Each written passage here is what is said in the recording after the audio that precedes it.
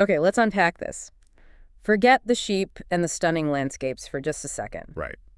When you think about New Zealand, you probably know it has this really rich Maori heritage and, well, today, a significant Maori population. Absolutely. But what's surprising right off the bat from these sources is that historically, New Zealand has often been seen as a bit of an archaeological and historical backwater. Yeah, compared to other islands across the Pacific, it's fascinating, isn't it? It really is. Especially when you consider how prevalent Maori language is, even in New Zealand English.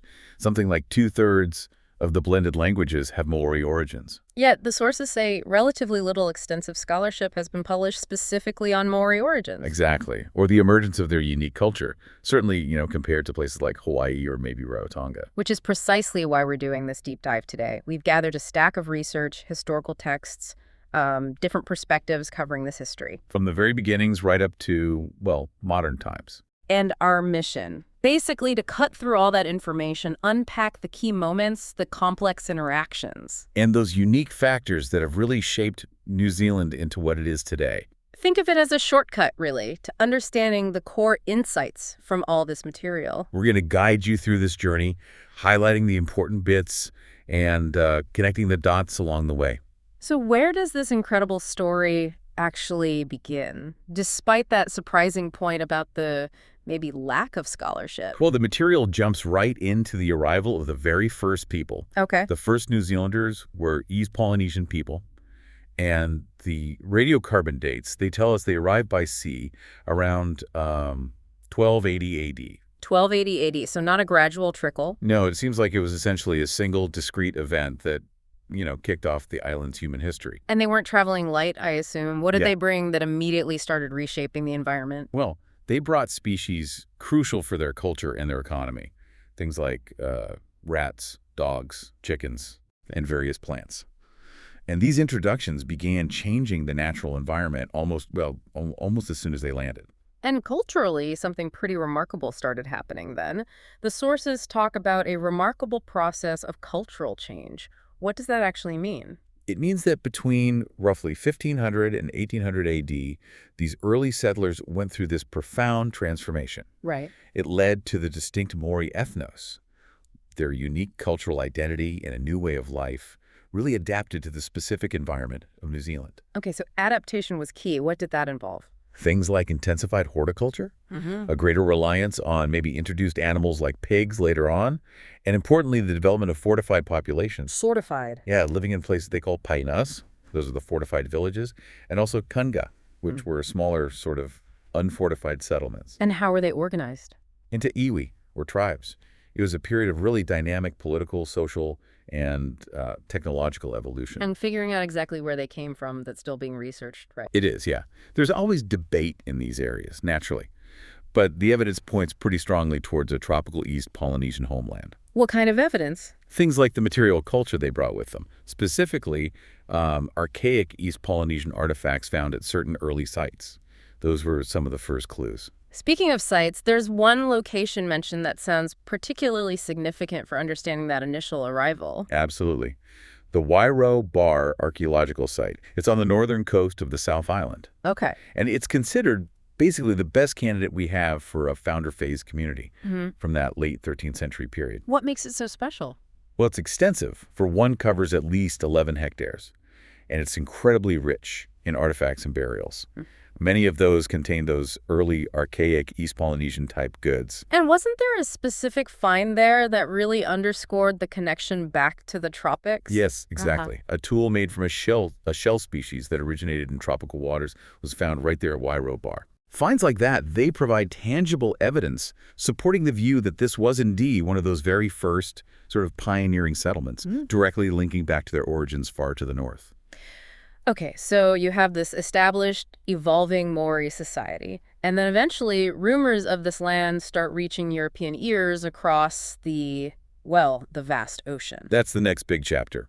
European explorers began arriving starting in the late 1700s. Who was first? The earliest recorded contact mentioned is Captain James Cook.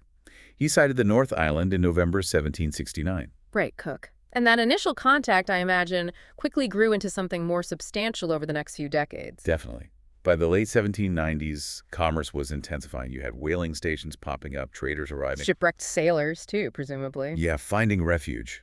By 1830, European settlement had really taken root, extending into significant areas, particularly on the North Island. And this period saw the beginnings of land issues. Yes, the beginnings of land fragmentation for Maori, initially through sales, but later through outright confiscation by the Crown. Which brings us, inevitably, to what's widely considered New Zealand's founding document, the Treaty of Waitangi, signed in 1840. It sounds like its impact was pretty immediate. It absolutely was. One of the key reasons it's seen as the founding document is because it decisively determined New Zealand's political future, you know? How so? Well, at the time, France was also making its presence felt in the Pacific. Okay. And the treaty essentially secured British sovereignty, which potentially prevented French colonization. It was a major geopolitical move. But the treaty itself, the sources say, was built on a fundamental collision of concepts, especially when it came to land. This is so crucial for understanding so much of New Zealand's later history. It's a really key point. What was the clash? Well, on one side, you had the British concept of individual ownership, often assumed to be vested in a chief who could just sell it. Right. Simple transaction. But on the other side, you had the Maori notion of collective ownership. It was held by bloodlines, not by some title deed, with really complex systems of rights and responsibilities regarding land. Very different ideas. Completely. And the British policy, implicitly, aimed to change the very meaning of land for Maori if they were going to participate in this new system. So the treaty tried to bridge this gap. It attempted to regulate things. The Crown did purchase some areas, but European colonists were increasingly just taking land by force anyway. The treaty tried to outlaw both the traditional collective system and unregulated sales, introducing new terms. But that core conflict over land concepts, it was never truly resolved within the document itself. The foundations were shaky, you could say. And even the process of creating the treaty had major issues, didn't it? Particularly with the translation. Yes, it's quite remarkable, actually. They went to the effort of paying to bring a fluent Maori speaker all the way from Australia to help draft it. So they tried to get it right. They did. But the resulting Maori translation had, as the sources put it, textual deficiencies. It just wasn't as precise as the English version. And that caused problems later. Oh, yeah. These shortcomings would go on to plague this document for centuries, according to the sources. A fundamental ambiguity was baked in. So the British goal was clear. Maori ceding sovereignty. But if that didn't happen, the alternative sounded pretty stark. Precisely. The British hoped Maori would fully cede sovereignty. The sources give the Maori term Ranga Rangatiratanga. Right.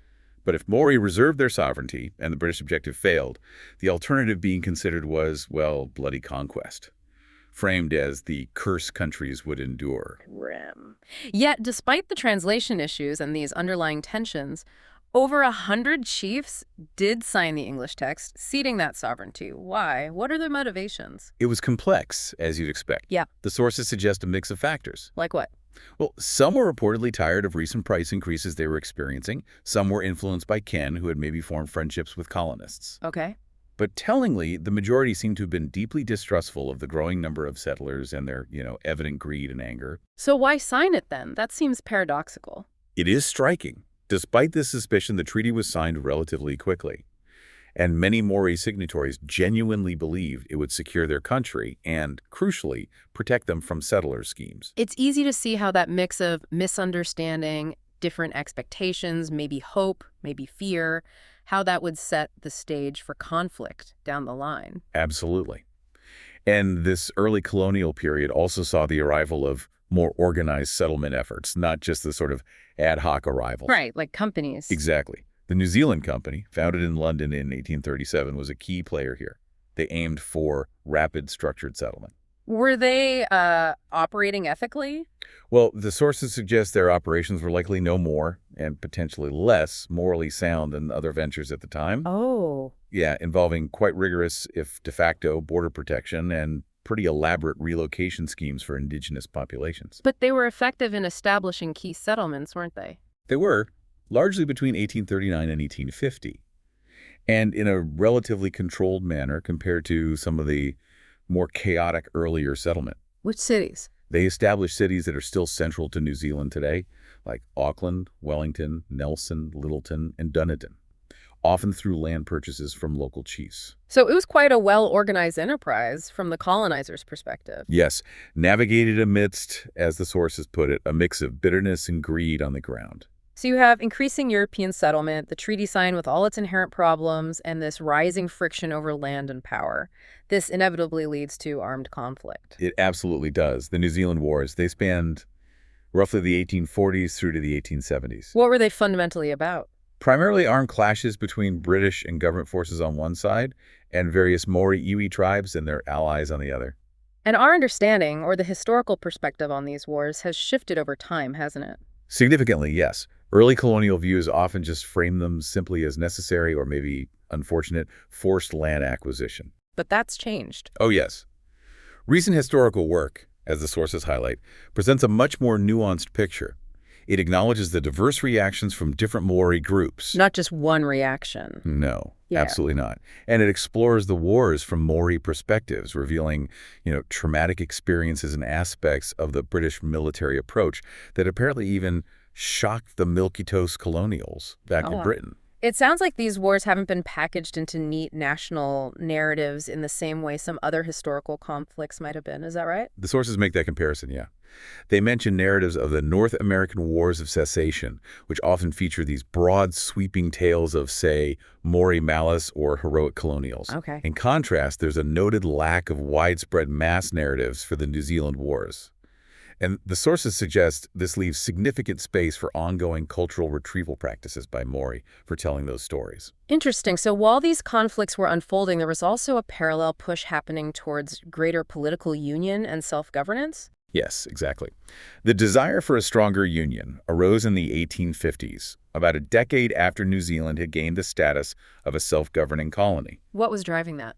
A big driver for transferring powers from the British government to a central New Zealand government was actually the gold rush in the early 1860s. Gold. How did that provide motive? It provided both the motive needing stronger central control and the opportunity, the economic impetus. This process cautiously led to New Zealand becoming a self-governing dominion by 1865. What were some of the big questions or fears around this move towards centralization? It wasn't straightforward, I assume. No, there were significant debates that lasted for nearly 5 years.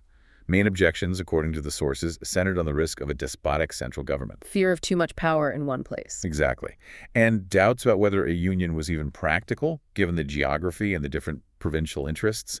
People worried about fanaticism or indolence, apparently, and there were even accusations of disloyalty towards the idea of union itself. But despite all those debates, New Zealand seemed to be sort of ahead of the curve in setting up its own political system. It did seem that way. The sources note that New Zealand took a distinct lead in developing representative government structures relatively early on. Even with some unfinished business. Yeah. While some constitutional elements remained unfinished, like a draft constitutional treaty of 1856, the focus on establishing that central government framework demonstrated an early commitment to defining its own political identity. Okay, moving into the 20th century now. New Zealand, despite being so far away, found itself deeply involved in global conflicts. The First World War must have been incredibly significant. Massively so. Just think about the numbers. Some 85,000 New Zealanders volunteered for service. 85,000, that sounds like a huge proportion. It was nearly 25% of the male population at the time. Yeah. And the cost was just immense. Over 18,000 casualties, including around 5,800 fatalities. How did that experience change how New Zealanders saw themselves and their place in the world? Well, the sources argue that the aftermath of World War I brought about a much more profound national consciousness. They saw the British Empire shifting into the British Commonwealth of Nations. Right, the Commonwealth. Of a framework where, as the sources describe it, rich and poor alike stood on an equal footing. It really redefined their place, gave them a sense of shared identity forged in that war. And earlier experiences, like the South African War, had maybe already sparked a desire for New Zealand to have a stronger voice on the international stage. The South African War was certainly a testing ground abroad, yeah. It gave them an initial taste of overseas military engagement. And led to demands for more say. Following that, colonial statesmen increasingly pushed for a louder voice in imperial affairs. And this demand was bolstered later by documents like the Balfour Declaration, which outlined principles for Dominion independence. So the path towards more autonomy was becoming clearer. Exactly. It wasn't legally binding yet, the Balfour Declaration, but it signaled a clear direction towards controlling their own foreign policy. Okay, but the period between the two world wars sounds like it was a really tough time. Hardship and disillusionment.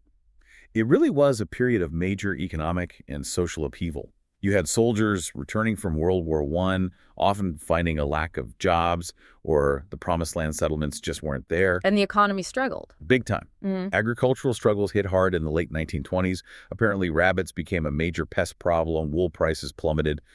By November 1930, the situation was dire. The sources say 1 in 6 New Zealand workers was jobless and basically on the verge of poverty. And the governments of the day, were they able to fix it? The National Party-led governments from 1928 to 1935, as described in the sources, worked vainly to overcome the economic hardships. Vainly. So not much success. No. The sources paint this picture of a sullen, despondent country with politicians struggling, often contradicting their earlier stances on things like Social Security and relief efforts. And this failure, presumably, led to a significant shift in public mood and politics. Absolutely. That disillusionment really fueled political change. Attitudes began to shift quite dramatically by the mid-1930s, even among traditionally conservative rural populations. New voices emerged. Yeah, figures like A.W. Downey from the Farmers Union. He wrote this pamphlet called The Great New Zealand Swindle. Catchy title. Right. And it captured the public imagination by arguing passionately against a system perceived to be controlled by bankers. Alternative voices from various political corners were increasingly warning of impending catastrophe. People were looking for answers. And then, despite its small size and distance, New Zealand once again made a massive contribution to World War II. The sources really emphasized their commitment of vast numbers of men, equipment, and finance. It's quite staggering. How vast? Even before the end of 1939, they'd sent an expeditionary force of 8,500 men. By the end of 1940, ground troop contributions alone were over 20,000. And that grew. It eventually reached over 200,000 when you include territorials and Air Force personnel. They also provided a significant Air Force contingent and crucial essential services, railways, medical support, ports. So the war effort touched pretty much everyone. Nearly every part of the country, yeah. From recruiting districts right down to public amenities being used by the military. And while their forces were deployed all over the world, New Zealand's sovereignty was even challenged at home. Yes. The sources note an unsuccessful challenge by the Imperial Japanese Navy. Really? Yeah, it's a reminder that even though the main conflict was far away, the war did directly impact New Zealand. Though, interestingly, the sources don't seem to present this homefront experience as having quite the same formative impact on national identity as the World War I experience did. Okay, so following World War II, New Zealand saw further significant shifts, shaped partly by those earlier economic lessons from the interwar period. And the post-WWI fallout, yeah. That definitely set the stage. How did the political landscape change right after the war? Well, Labour held dominance in Parliament until 1950. Then there was a period of pretty rapid economic growth through the 50s and 60s. Pretty good times. Kind of, yeah. But that hit a wall with a recession in 1974.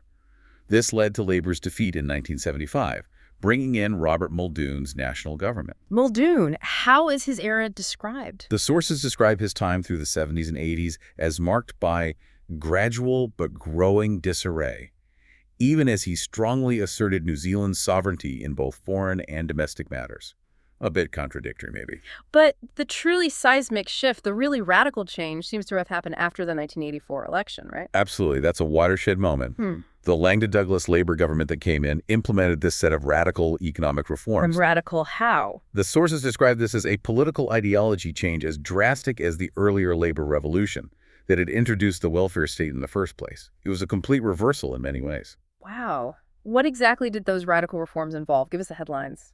Okay, key changes included sweeping deregulation of industries, getting rid of protective tariffs that had been in place for ages. Opening up the economy. Yeah, making the New Zealand dollar convertible on international markets, and really large-scale privatization, selling off state-owned enterprises like banks, telecommunications, railways, you name it. That sounds like a complete turnaround from earlier approaches, like state intervention and nationalization that might have happened before. It absolutely was, a total 180. Initially, there seemed to be relatively little opposition, and this new language of the free market really took hold. But that didn't last. The sources note this period of smooth transformation was actually quite short-lived. After 1987, there were growing periods of what's described as chaos and disillusionment. Why? What went wrong? Well, these very policies started being accused of being job-destroying. The social costs started becoming much more apparent. And alongside these big economic changes, there were significant shifts happening around land tenure as well. Yes, changes were initiated partly based on a Royal Commission report that looked into farmers facing hardship. What was proposed? The Labour government at the time had plans for forestry and also compensation remissions for these farmers. But those plans were ultimately impacted by the result of the 1990 election, so not fully realized. Okay. Moving beyond purely political and economic history now, the sources really delve into some crucial aspects of New Zealand society, culture, and especially indigenous issues. Maori health comes up, and the ongoing relevance of the treaty. Yeah, the sources examine the impact of the 20th century public health movement specifically on Maori life. And they highlight how colonialism and the introduction of European lifestyles just profoundly affected health outcomes. How so? Did Maori have different concepts of health? Traditionally, yes. Maori had a holistic concept of health hauora encompassing spiritual, mental, social, and physical well-being. But this traditional knowledge was severely strained by the new diseases brought by Europeans, which they had no immunity to. And how did access to health information and healthcare systems evolve over time? Well, initially, missionaries provided some health support. But over time, health information was increasingly controlled and dispersed by what the sources describe as highly churched pakeha. Pakeha, that's the Maori term for non-Maori New Zealanders, usually European descendants. That's right. And then from 1875, Maori were integrated into these Victorian structured public health systems. Was that integration smooth? Not really. Critically, their often lower health status at the time was frequently linked to prejudiced views, seeing them as unorganized or somehow uncivilized. So blaming the victim, essentially. You could say that. And the sources note a great upheaval in Maori worldviews went unnoticed as they were absorbed into this government health machinery. It led to a kind of homogenization of Maori identity and knowledge within these systems. And looking at the broader picture of healthcare delivery, was it different for settlers versus Maori? Initially, yes. Early state-funded care was kind of predicated on the assumption that European settlers were perfectly healthy. Really? Yeah. So initial legislation and hospital equipment were primarily focused on mitigating the spread of infectious diseases among Maori, who were often viewed, sadly, as a public health threat or particularly at risk. Settler hospitals were actually slower to be established. That's quite a contrast. It is. Uh-huh. And interestingly, the sources note a steep decline in Maori hospital admissions from the 1860s onwards. Why was that? Several factors seem to be involved. Ongoing debates over service rights, a growing distrust of colonial medicine, the huge impact of the land wars, and wider socioeconomic upheaval for Maori communities. Healthcare for Maori increasingly came to be seen as sort of an independent undertaking managed under the Native Department, separate from the main system. This brings us right back to the Treaty of Waitangi and its incredibly complex and very much ongoing legacy. Yes, the sources really underscore the persistent impact of that fundamental misunderstanding, or maybe disagreement, over what the treaty actually meant. Can you recap that core misunderstanding? Was it about Maori ceding sovereignty, but retaining control over their lands, estates, forests, and fisheries, their taonga, as many Maori believed, based on the Maori text? Or did it simply make land available for crown purchase, effectively extinguishing Maori title as the crown interpreted the English text? That unresolved conflict continues to shape the very complex treaty settlements process today. And how is that settlements process described? As multi-stage, taking decades. And the sources note that these settlements, while significant, are often seldom enough to truly address the scale of historical grievance and loss. Plus, much land remains unsettled, still outside of Maori ownership. And despite international frameworks for indigenous rights and growing recognition of the treaty, the sources suggest these issues still struggle to gain full traction within contemporary New Zealand politics sometimes. That's what they indicate, yes. Sure. The sources mention instances where Maori complaints have been investigated by various UN bodies, the Human Rights Committee, the Forum on Racial Discrimination. And what did those bodies find? They often reaffirmed Maori as a colonized people whose rights were, in theory, affirmed by government commitments. However, the New Zealand government has reportedly preferred to engage through diplomatic channels rather than directly engaging with these UN mechanisms on the issues raised. Limiting Maori voices internationally. The sources even note instances where Maori representatives were reportedly denied opportunities to speak directly before the UN Special Rapporteur, which obviously limits avenues for Maori advocacy and international education about their specific situation. But alongside these external channels, there's also been a powerful movement from within New Zealand itself to address these issues, the Maori Renaissance, right? Absolutely. The 1980s saw the Maori Renaissance movement gain significant momentum. It focused on crucial areas like land rights, the status of the treaty, and restoring the position and status, the mana, of Maori society. What were the key ideas? A central idea was reconceptualizing New Zealand as Aotearoa, the Maori name, and viewing biculturalism not just as achieving equality, but as something that could enrich both cultures, Maori and Pākehā.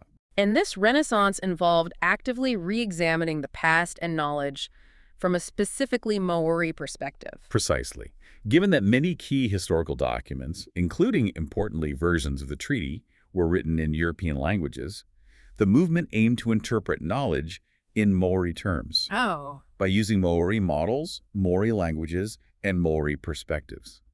While accepting the need for Pākehā institutions for things like protecting knowledge archives, they also focus heavily on developing and strengthening Maori means of communication. Such as? Things like hui, those traditional large gatherings for discussion and decision-making, and, crucially, establishing Maori television and radio channels to broadcast in Maori language and from Maori perspectives. The sources also touch on the shifting complexities of cultural identity more broadly in the modern era. What do they say? They explore a kind of nuanced picture. They note a trend in the 1990s towards embracing a broader New Zealander identity and taking pride in multiculturalism. But at the same time, Yet simultaneously, they describe how Maori in everyday life could still be perceived negatively by some, sometimes viewed through old stereotypes, or as the sources put it, bad or sullied versions of the Pākehā norm. and this, in turn, fueled anxieties among some Pākehā. The sources mention fears among some Pākehā regarding Maori rights movements and the concept of binationalism or power sharing. There were concerns voiced about the security of their land holdings. What was the fear? The idea of Maorification of the state was viewed by some as a kind of betrayal, and there was a fear expressed that New Zealand could somehow become a Maori nation, achieved by collective Maori action, fueled by what some perceived as categorical actions and leaders by Maori. It's presented as a complex picture of deeply rooted competing perceptions and anxieties. We have to be clear, we're just reporting what the sources describe here. Absolutely. Okay, bringing us right into the 21st century, the sources outline recent political developments, New Zealand's evolving global role, and some ongoing challenges. What's the recent political scene look like? Well, the 21st century has seen shifts, including the resurgence of the Maori Party as a political force. The National Party experienced highs and lows. The sources rather dramatically describe the 2008 election as a calamity for labor and national retaining seats in 2011, despite some controversial policies. And major events impacted politics, too. Definitely. The 2011 Christchurch earthquake is highlighted as exposing gaps and failings in government response, which contributed to a focus on what the sources call a politics of gain and loss. And that seems to have morphed into something else more recently? Yes, the sources note the resurfacing of a politics of fear and distrust that had apparently been prominent back in the 1990s. Fear and distrust. Yeah, they even mentioned an attempted political assassination, presumably metaphorical of the National Party, in the lead-up to the 2014 election, alongside a persistent discourse of disgust in politics. Sounds like voters were getting fed up. Exactly. All of this contributed to voter impatience with perceived political stalemate. Okay, shifting focus outwards now. New Zealand's global identity and role, particularly in the Pacific. The sources offer some interesting insights there. They do. They use the example of the 1977 insured incident, where a freighter carrying rice was seized as a moment that taught New Zealanders something about themselves and their place in the world. How so? Encountering Pacific islands with ancient customs, very different from their own, led to a realization of different grades of otherness, and apparently even the recognition of white otherness from a Pacific perspective. So their own history of colonialism perhaps gave them a unique perspective, or maybe some common ground with other islands. It seems post-WWII, there definitely developed a growing commonality with Pacific islands. New Zealand became, as the sources describe it, the hub of a culture of islands, sharing aspects of language and manners. And attitudes towards colonialism changed? Yes, there was a shift in thinking about colonialism and a sense of regret expressed for its legacy. The sources also point to modern examples, like New Zealand being the first country to require livestock care stations on ships. Oh, really? Yeah, and recent moves to recognize the Earth's first legal rights, like for rivers. These are seen as unique global firsts reflecting a particular, maybe environmentally conscious perspective. The sources also touch on the complexities of defining cultural identity in a more abstract sense. What do they mean? Well, they describe New Zealand as very much an Asian nation, geographically and demographically, yet still pervaded by Western liberal humanist values in its core systems and institutions, a kind of blend. And there's a critique mentioned about how identity is represented culturally, particularly in design. Yes, the sources discuss the idea of whiteness, perhaps having an exclusivity in representation, and how space design can reflect and reinforce cultural norms. There's a critique of cultural essentialism and vested interests, meaning in a competitive global market, design might be sold based on presenting either familiar whiteness or perhaps an idealized alternative landscape version of New Zealand. The suggestion is that the territory of inquiry and sanity remains colonized in terms of how identity is often perceived and marketed externally and internally. Okay, outside of these more abstract discussions, something incredibly concrete defines national identity for many New Zealanders' sport. Oh, absolutely. You can't talk about NZ identity without mentioning sport, Yeah. particularly the All Blacks rugby team. The All Blacks. Described as integral to national identity, a powerful source of patriotism. The team is seen as encapsulating valued New Zealand characteristics, toughness, teamwork, humility maybe, and serves as a major point of commonality across the nation. Tourism is another massive part of the modern economy, obviously linked to that landscape appeal. Hugely important. One of New Zealand's most important industries. Driven by the stunning landscapes, of course, but also, perhaps counterintuitively, by its very isolation. How does isolation help tourism? It makes promoting it via overseas tour operators quite effective, alongside naturally improved air travel links. It's described as a labor-intensive and fast-growing sector, closely linked to those economic liberalization policies of the 1980s. And like everywhere else on the planet, technology has had a broad impact on everyday life. Absolutely. The sources cover the wide-ranging effects, everything from communications, computers, email, chat, even things like MUDs back in the day impacting social circles and workplaces, Right. to transportation systems, cars, trucks, public transport, air, maritime, and rail travel. Positives and negative. Both. The benefits are obvious: quicker travel, easier information access, but also the negative consequences: deaths from vehicles, congestion, pollution, and even the potential for addictive technology use. Standard modern problems, really.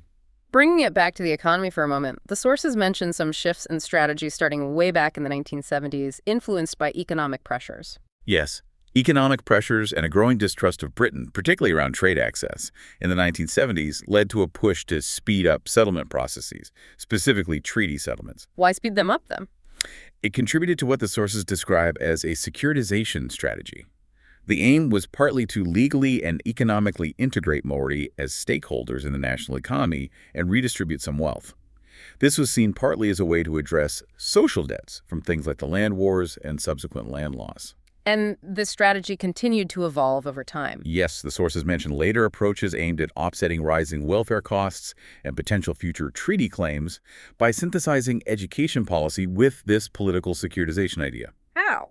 Essentially, marketing education for export, particularly to Asia, and engaging differently with Pacific and Asian nations.